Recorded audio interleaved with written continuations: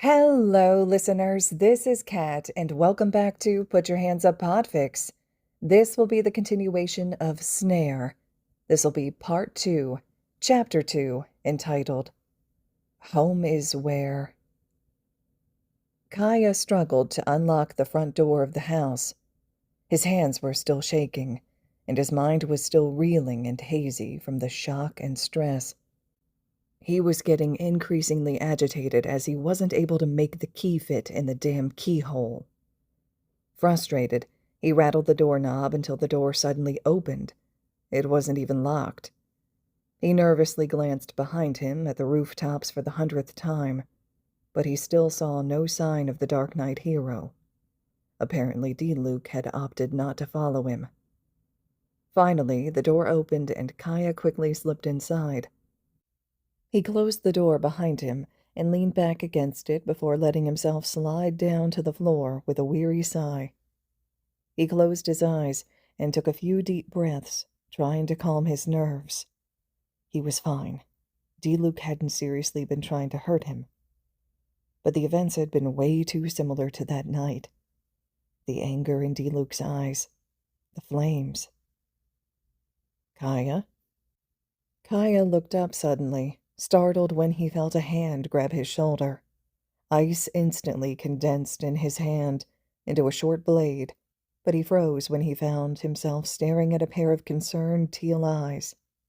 The alchemist was kneeling in front of him, his expression betraying his worry as he looked him over, checking for injuries. Albedo, Kaeya managed to ask, wincing internally at how on edge he sounded. He subtly tried to put the makeshift ice blade down, ashamed that he'd threatened the shorter man in any way, regardless of his state of mind. He knew it was a wasted effort. There was no way Albedo hadn't seen it. But he didn't make any comment about it. What are you doing here? Albedo stared at him with a raised eyebrow, as if he'd suddenly grown a second head or something.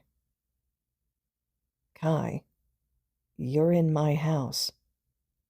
Kaeya blinked at him. What? He looked around at his surroundings. While the layout and furniture around him were indeed familiar, it definitely wasn't his house.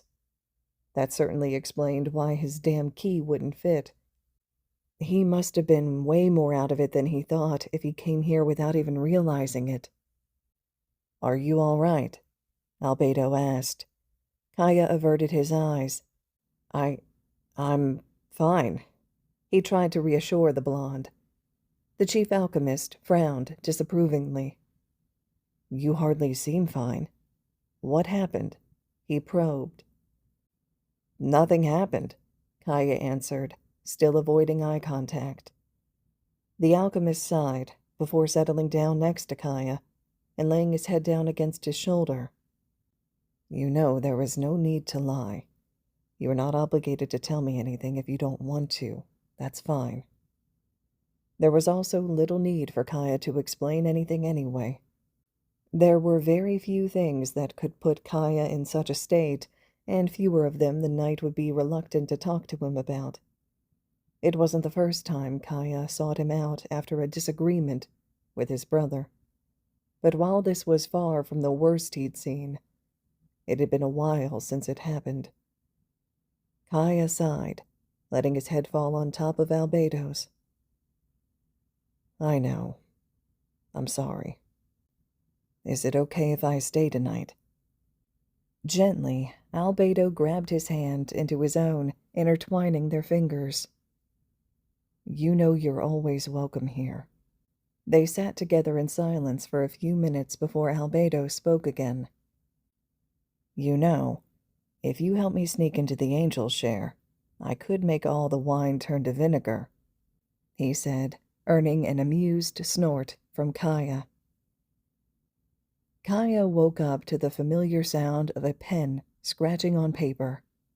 He stayed still, enjoying the warmth of the bed while simply listening to the soothing sound for a few moments, until he couldn't stop the smile that crept up on his face and opened his eyes to look up at his lover. Albedo smiled lightly, knowing Kaeya was awake and watching him. although he never looked up from his drawing. Kaeya lazed around in bed a few more minutes, watching Albedo as he kept sketching. It was still mostly dark outside, the sky barely lighting up with pre-dawn light. It was early, but he knew he had to get up soon if he wanted to sneak out of Albedo's, or rather Alice's home, without risking to be seen. "It's still quite early. You could stay, you know. Get some more sleep," Albedo said, as if reading his mind. "And use the front door like a normal human being." Kaeya sighed as he moved closer to cuddle against Albedo's side. The alchemist did not care if other people knew of their relationship. He wasn't really one to care much at all about what other people thought of him. He considered worrying about it a waste of energy. But Kaeya was more weary of it, and Albedo had respected it. Despite how he presented himself to the outside world, Kaeya was well hidden behind his masks and smiles and lies and flashy clothes and extroverted persona, a very private and reserved person. He didn't actually like or feel comfortable in the spotlight. He did it because he had to, for his job and the safety of Mondstadt. You don't get to be a leader or make connections or get intel by being reserved and meek. So after Diluc left, he did what he had to. But he wasn't ready to have this part of him exposed to the prying eye of Mondstadt. And while Mondstadt was, as the City of Freedom, a very permissive and open city, that didn't mean everyone was nice to everyone all the time. Even when the Ragenvinder name and Diluc's presence had prevented most people from directly being mean to him, he'd never been blind to the many nasty looks he got while growing up. He'd heard the members of the other noble families discussing whether or not a spot in the Ragenvinder household was worth marrying their daughter to someone like him during formal events. And after he lost the name, many people were not so discreet anymore. Many believed he was the one behind the attack that had cost his father his life, or being behind Diluc's following disappearance, which wasn't entirely untrue. They accused him of trying to take over the Ragenvinder household. If it hadn't been for the fact that Diluc had left his vision behind, proving that he was alive, he wasn't sure what could have happened to him. For a while, he'd been afraid of going out in the street alone after sunset.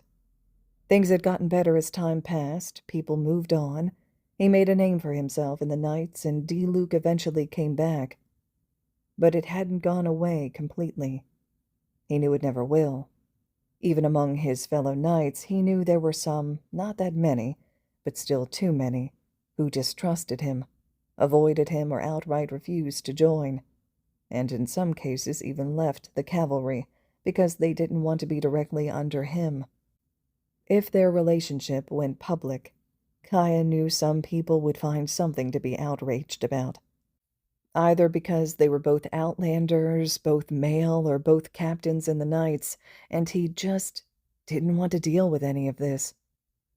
But his main reason was Diluc. His brother had been keeping a close eye on him since he came back a year ago. For a while, Kaeya had lived constantly with the feeling of Diluc's eyes on him, and his sword hanging over his head, waiting for him to slip up and show his true colors so he could take him down. Generally, Kaeya had bowed his head and lived with it. Most of the time, anyway, because avoiding his brother's watch would be suspicious on its own. Admittedly, Diluc hadn't actually been keeping such a close watch anymore, having apparently accepted that Kaeya, for all his scheming, wasn't actually planning anything nefarious against Mondstadt. Still, Diluc was always keeping an eye out for anything going on in the city. It was still a pain, and made navigating a lot of his duties very complicated when he was dealing with things Diluc wasn't allowed to know about. There was a part of him, the petty part, that childishly reveled in having a whole romantic relationship behind his brother's back. Just because he could. Because Diluc was oh so proud of his own intelligence network and working alone and not needing anyone's help. But mostly, he didn't want Albedo to get anywhere near Diluc's radar. Kaeya didn't want Diluc to get suspicious and start digging up dirt on Albedo. His boyfriend, admittedly, had quite a few unsettling and outright damning skeletons in his closet. He knew Albedo meant no harm to Mondstadt and its people, and he understood better than most that no one had a say in the cards they are handed at birth. But for obvious reasons, he put little faith in Diluc's ability to give Albedo the benefit of the doubt. After all, he didn't get that kind of consideration from the redhead, so he didn't want to take any chances that Diluc would deem Albedo too dangerous to be allowed in Mondstadt, or start thinking they were planning some kind of Conrian takeover together.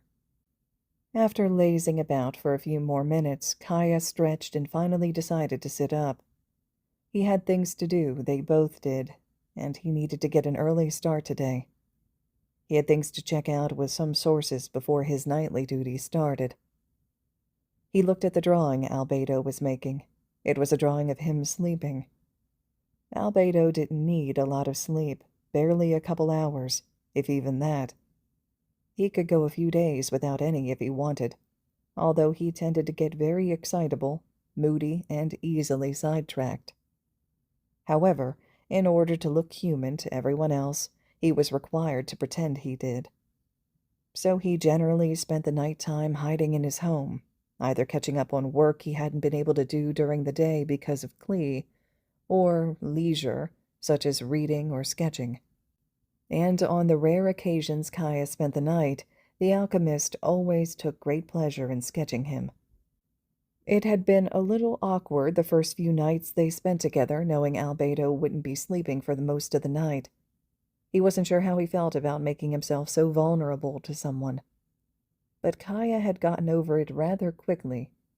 He'd found that the knowledge that someone was keeping an eye on him was doing wonders for the quality of his sleep. He felt safe, like he hadn't felt in years. Like he felt when he was a kid and he sneaked into Diluc's bed at night after a nightmare. "Why is it that you always make breathtaking sketches of me when I'm sleeping, but whenever I'm awake you only draw me as a stick figure?" Albedo stopped and looked up at the ceiling in contemplation. "I simply draw the things I find most beautiful or interesting. And you are at your truest and therefore most beautiful when you are sleeping." Kaeya chuckled lightly as he lowered his head to rest on his lover's shoulder. "I'm not sure if that's the sweetest thing someone's ever said to me, or if I should be insulted." Albedo didn't answer one way or the other, instead leaving it up to interpretation as a very slight smug smirk appeared on his lips. Kaeya chuckled lightly. He was aware that Albedo had been rather disinterested in him when they had first met, finding his flirty, extravagant demeanor and flowery language too annoying and exhausting to deal with.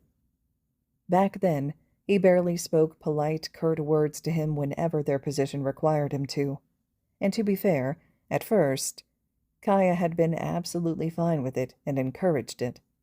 Albedo's unclear link to Conria had been a red flag to him, and he had done his best to stay clear of the mysterious alchemist, as much as possible as well.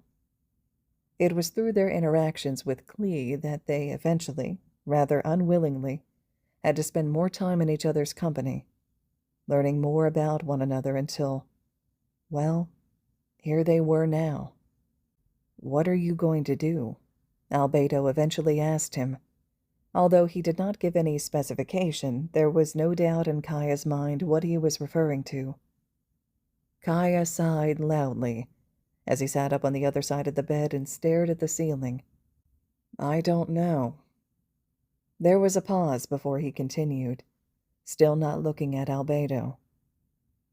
"Sometimes I wonder, why am I even still trying at this point?" Silently, Albedo put away his sketchbook and moved to sit next to him in support. Kaeya leaned on him and let his head rest on Albedo's shoulder. Kaeya's relationship with Diluc had been a subject of discord between them in the past. Albedo was aware of his own shortcomings and glaring inexperience when it came to interpersonal relationships, more so regarding family relations and family conflicts.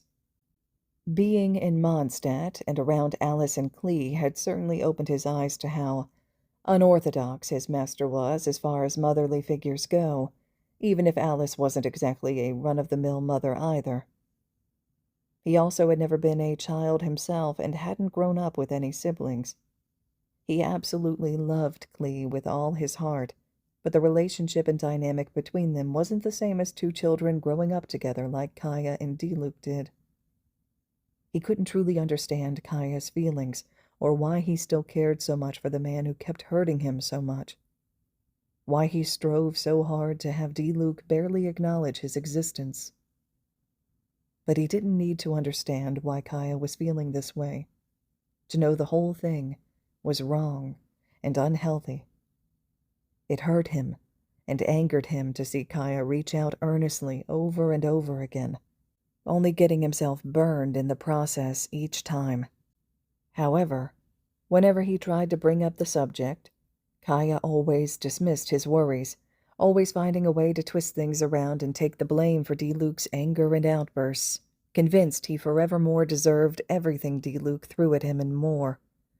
At one point, Albedo tried to push the issue.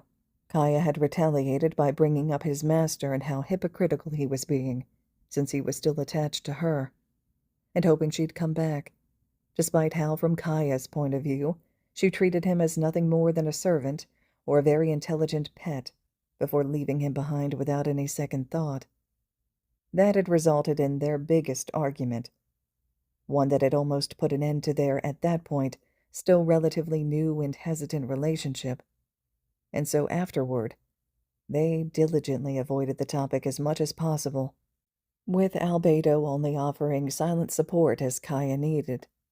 To see Kaeya now openly expressing doubt about the relationship was new.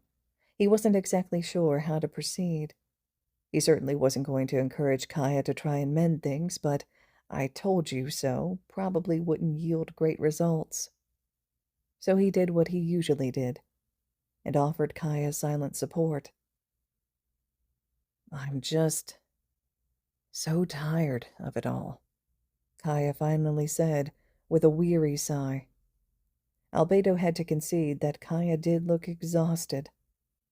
He had been working a lot these past few weeks, and while Albedo could do little about Diluc, perhaps he could help Kaeya take a rest.